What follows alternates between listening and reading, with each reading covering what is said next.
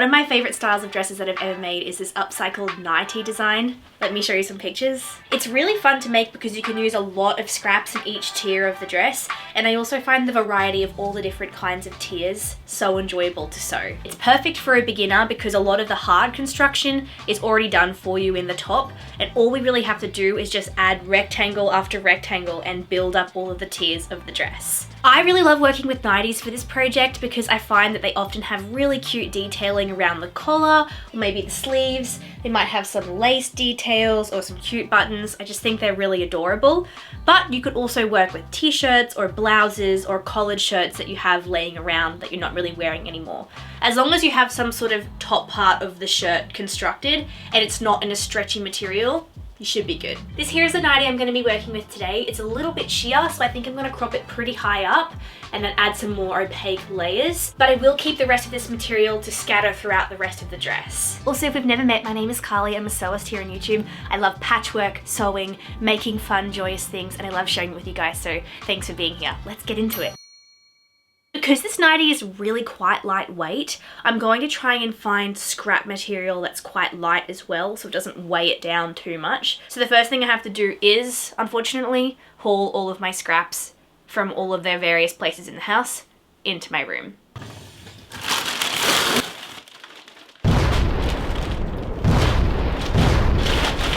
I know in my last video I was saying how I mainly keep my scraps in IKEA bags, and I do, but I do need to tell you guys about these IKEA pouches. They're like $2.50 each, and they're square, kind of plasticky pouches. They're so durable, and because they're cubes, they're really easy to stack. I love it. This is my preference for scrap storage these days. And if I could be bothered, I would organize it by color or like fabric type, but that's not for me.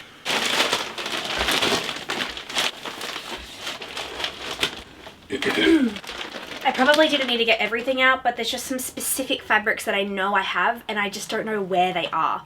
So I'm going to need to find those. Wish me luck. I know you guys are probably sick of me talking about this, but basically when I'm looking for patchwork for a piece, I just want to look for a bunch of fabrics that feel like friends. And I look more for the vibe of them all together rather than being really particular about the colours and the textures. And these were the scraps that I ended up curating for my project. Now that I've curated the fabrics that I want to work with, I can get started on the dress. The scariest part is the start because we just have to cut into this.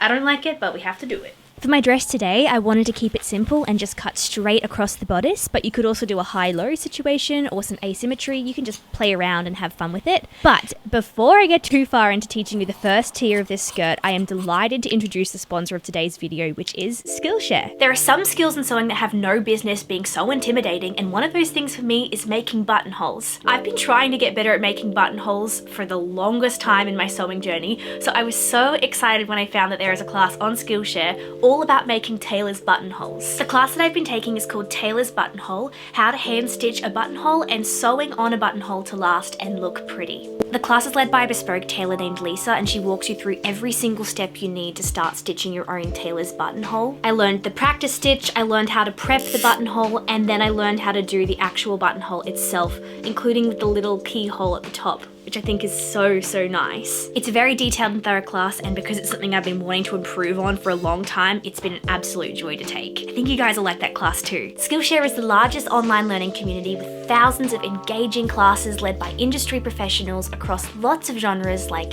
photography, illustration, fine art, graphic design, freelancing, and entrepreneurship, and so much more. Skillshare can help you take your career, skills, hobbies, passions, or side hustles to the next level. There are many different genres of classes on Skillshare, and some of them that really interest me are the ones in fine art, illustration, graphic design, photography, and also the freelance and entrepreneurship ones. I know that's a lot, but I think it's exciting that I can learn how to sew better, but also I can really round out all of the other skills that help me run my business. If starting your learning journey with Skillshare sounds exciting to you, then Skillshare have a wonderful offer for you. The first 500 people to click the link in my description will receive 1 month free of Skillshare, so jump on that, click on the link if you're interested. I know you're going to have a wonderful time. Thank you so much to Skillshare for sponsoring this video, and let's get back into making this dress, hey? I'm just going to measure my bodice. It's about 26 inches, so that'll be about 52 inches all up. And I'm just going to times that by 1.5 to get the circumference of my first tier. 78 inches.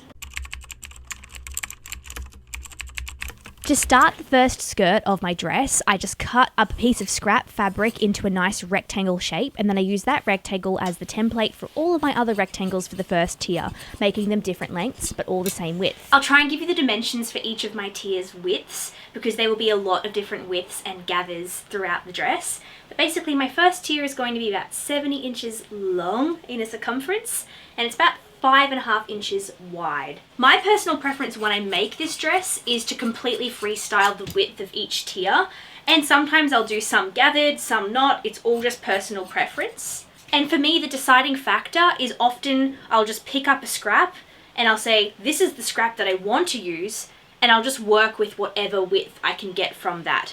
So the scrap that I picked up for this tier was only 5.5 inches wide. So the first tier will be 5.5 inches wide.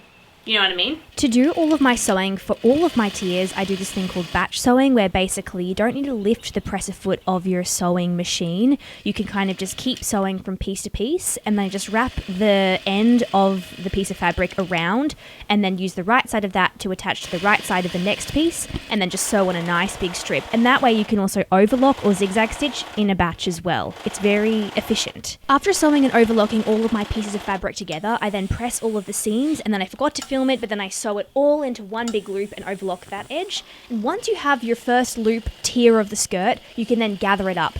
To do a gathering stitch, you just need the longest stitch length on your machine. You sew one line of stitching all the way around the top edge of the loop, and then you sew another line of that stitching parallel right next to your first line of stitching. You don't need a back stitch at the beginning or the ends of these seams, because it leaves the tail ends of the thread free, so you can pull your gathering through the skirt. When I was learning to sew, I found myself getting frustrated by gathering so much. It would be uneven, or my threads would break, and I just avoided doing anything with gathering. But now it's one of my favorite things to do. And if you're in the same boat and you're just learning together, I would recommend always sewing 2 lines that are parallel. Sometimes I would just sew one, and I had a lot of issues with that, obviously. The 2 lines really helps disperse the gathers evenly, and it also kind of gives you more surface area to gather with. And to help get your gathers even, I would recommend just going really slow. And also sometimes it's nice to put anchor points on your piece. For example, I might pin these 2 sides, and then I also might pin the 2 middle parts here. So I would quarter it and then pin those quarters to the bodice. And that way I can kind of see just how much gather I need. And if you're still in the stage where you're feeling frustrated by the process, keep going. It will be so worth it, and you will get to the promised land. After gathering my loop to the circumference of the top part of my bodice, I then pinned it down, and then I stitched in between my 2 gathering stitches all the way around, securing the first tier of the skirt to the bodice. I then overlocked that edge as well and gave it a press, of course. And because I did my securing stitch in between the 2 parallel lines of gathering stitches, you will have this one visible line of stitching, and I'm just going to remove that. Whether it's on the right side or the wrong side of your garment, one of the sides should have really loose stitches that you should just be able to pull on. So this is the correct side, and then it will all just come out. But basting stitches should be pretty easy to remove. Fantastic. And that's the first tier done. Super cute. Basically, the creation of this dress is just going to be repeating that process a lot of times, except some tiers I'll do really small, some tiers I will do not gathered, some tiers I'll do really gathered. It's just like a whole explorative process, which is so fun for me. Not even kidding, guys, I was so excited to take that buttonhole making class. Call me crazy. That was really exciting. I think I may like to add a lace here, but I'm just not quite sure if my laces will look very good gathered and put in a seam. For example, this lace here is kind of just beautiful like this. I'm not sure if I want to gather it, you know?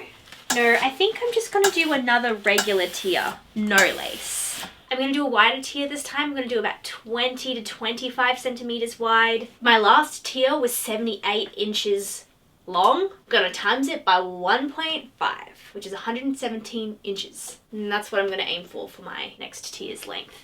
Hopefully that makes sense.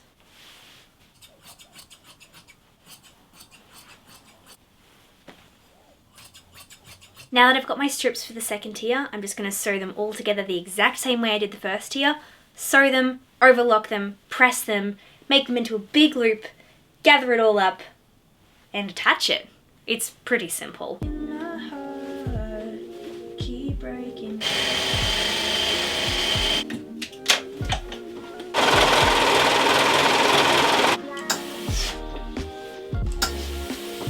The second tier is done. Let's go. The next tier that I want to do, I think, is a really thin strip of ungathered material. I have this sort of satiny blue fabric. I think I'm going to use that and only that, no patchwork. I'm thinking maybe conceptually that this dress can go from blue to green. I think it would be kind of cool. Like, it's the grass and then it's the sky. We'll see if it's achievable. 2.5. 2 3/4. Oh, and that's 3. All right, I'll even it out.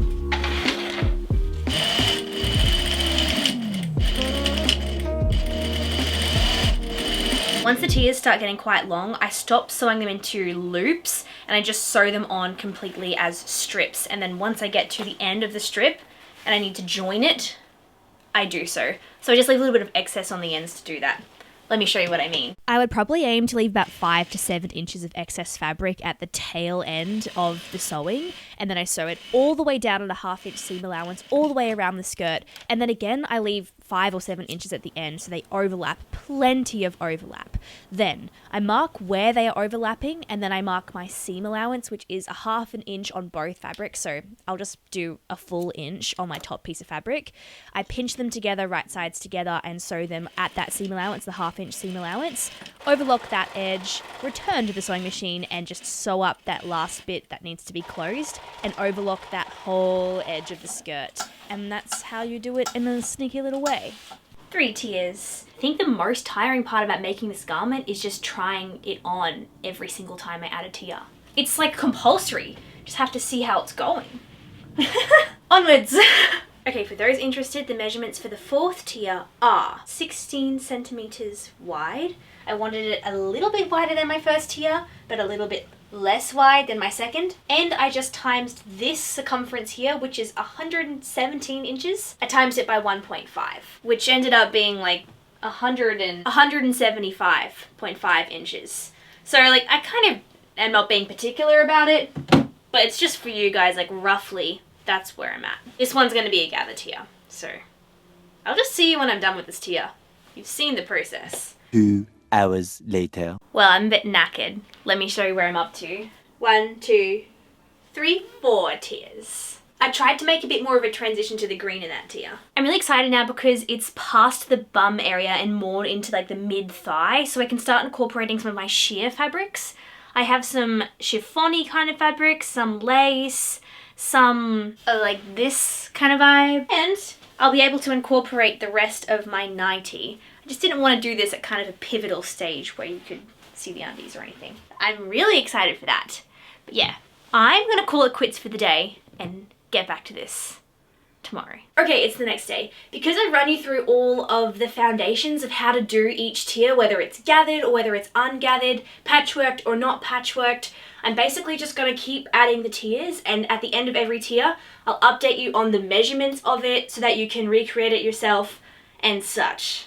So yeah, this is going to be speed run now, unless I think of something interesting to say. Okay, the next tier has been added. It was 4 inches wide and 1.5 times the length of this gathered tier. I had written down that this tier was about 175 inches, so I times that by 1.5, and this one is now about 260 inches, roughly. And in this tier, I did some sheer chiffon, and I also incorporated all of the remnant material from the rest of the nightie, which I think kind of ties it in nicely. Okay, 6th tier attached.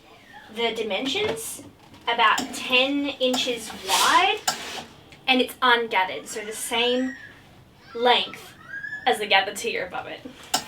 Because I calculated the next tier, if I times it by 1.5, it's going to be about 10 meters long. So I was like, oh, I'm going to need to reserve that for the very last tier that I sew. Otherwise, we're headed into a crazy place. I think more than 10 meters of fabric for a dress that's kind of like a chill garden dress, I think it takes it to a place where it's no longer a chill garden dress. It's like I'm being swarmed by fabric.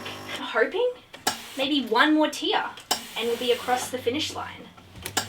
The great thing about this dress though is that you can do whatever you want. You could do 3 tiers, you could do 10 tiers, like it's all up to your own personal vision. Okay, the final tier has been sewn and overlocked on. I didn't even measure this one. It's about 8 inches wide and it is gathered. So this one was 1.5 times. So it ended up being around 10 meters. I'm fairly sure. If you're gonna do something as big as 10 meters, you can gather it all by hand, but you can also do something where you just keep it one long strip. Then you bring your tension on the sewing machine all the way up, your stitch length all the way up, and pinch the top thread as you sew, and it will automatically gather the fabric. So if I've got a really long skirt together, I often will use that technique and I'll just make my big long strip longer than it needs to be. So I'll have a little bit of excess, and then I'll just sew it all on and then join the little loop up once it's all sewn on, basically. If you want a visual breakdown on how to do that high tension pinch gathering technique, I actually go into detail in it in my 2 ways to gather video. I think that's what it's called. How to gather video. Enough yapping. I just finished off the dress by hemming it and then it was done. All my 7 tiers are attached, so it is complete. I'm just going to press the hem and I'll show you the finished product.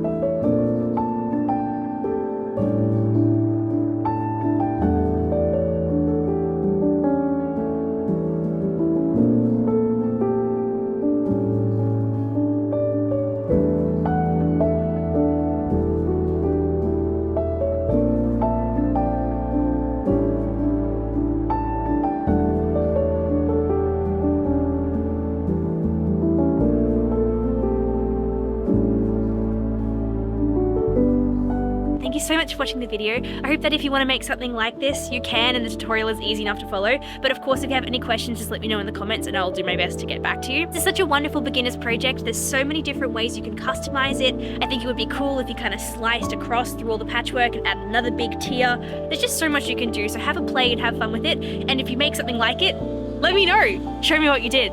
Oh, and let me know what your works in progress are at the moment. I'd love to hear about them. What are you making? Any cool patterns? What fabrics are you using? How are they going? Keep me updated with all of the news. I love to read all of your comments. And if you want any more content from me, of course you can find me here on YouTube, but also on Instagram, TikTok, Pinterest, Patreon, and my website where I make happy handmade things. And that's all from me. Thank you for watching.